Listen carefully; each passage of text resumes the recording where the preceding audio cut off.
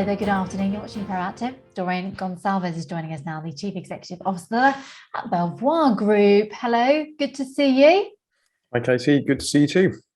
So today, of course, we're talking about your latest results. You are the UK Property Franchise and Financial Services Group, of course, and you've told the market that you are confident you will be continuing to perform well relative to a strong market. So maybe just take us through where you're at.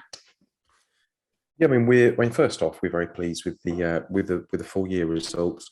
It does mark 25 years of unbroken profit growth for us, which is a quarter of a century. It's a significant milestone. Every one of our metrics is up last year, and we've also made the decision to increase our dividend by 18%, to increase the dividend by 18%, which has gone down very well with obviously with shareholders.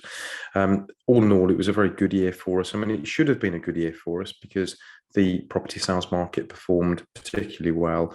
But on the other side of that, we also derive a lot of our revenue from property lettings, so not just estate agency and property sales.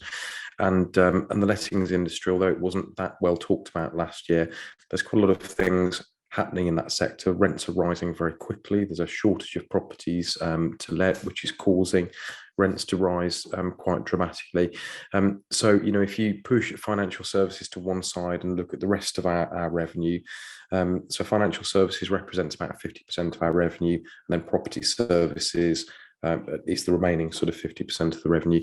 So if we just look at the property services revenue for a second, most of that revenue, sort of 75% of that revenue, is generated from lettings and about 25% from estate agency. In a normal year that didn't have the sort of extra activity due to COVID and stamp duty holidays, in a normal year, our property services revenue would be split, broadly speaking, 80% residential lettings and 20% estate agency. That shifted last year to 75-25 for the reasons I mentioned. Mm-hmm, mm-hmm.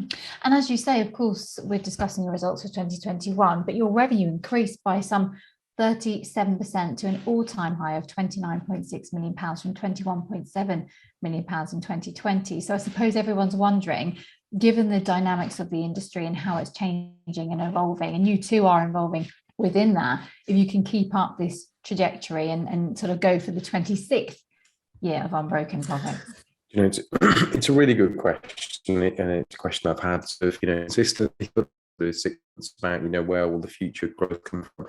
And I think so we're sort of seeing a return to growth from what we call our sort of traditional growth areas. So first and foremost, acquisitions. So this year we have already completed on one corporate acquisition, and although I can't guarantee there'll be more this year, it's pretty likely that we'll complete on more corporate acquisitions later in the year because we tend to complete on sort of 1 to 2 each year. Franchisee acquisitions are starting to build ahead of steam. It's a very lucrative area for us. A franchisee acquisition is where a franchisee buys one of their competitors, and we help them to do that either with funding or operational support. 2020 and 2021 were particularly tough years for franchisee acquisitions. This year, we've already completed on an extra £1 million of franchisee revenue by means of these small acquisitions, and the pipeline of franchisee acquisitions is the strongest it's ever been. I want to say pipeline with lawyers, not just deals, potential deals. So our pipeline at the moment is the strongest it's been even prior to COVID. So we're seeing lots of franchisee acquisition deals happening. I'm sure there will be more corporate acquisition deals later in the year. And then on top of that, financial services, we've reached 250 mortgage advisors from a standing start in 2017. So we haven't been involved in mortgages for that long. And yet last year, we wrote an incredible 16,500 mortgages off the back of sort of over 12,000 property sales. We haven't peaked on the mortgage side, although, again, I can't guarantee this. I think this year we'll see another step change in terms of mortgages and mortgage advisors. I think we'll move our business forward again this year, despite seeing, very, very good growth last year. Advisors were up by 20% last year. If we can do the same again this year, it will be another sort of step change for us. Mm-hmm. And in terms of your balance sheet, then you've kind of alluded to this. So you spent £4.4 million on these two acquisitions. Your net cash is now at £7.4 million. This is up from 5.9 million a year earlier. You've also slashed your debt. So do you believe that you're in a good position to be ambitious this year then?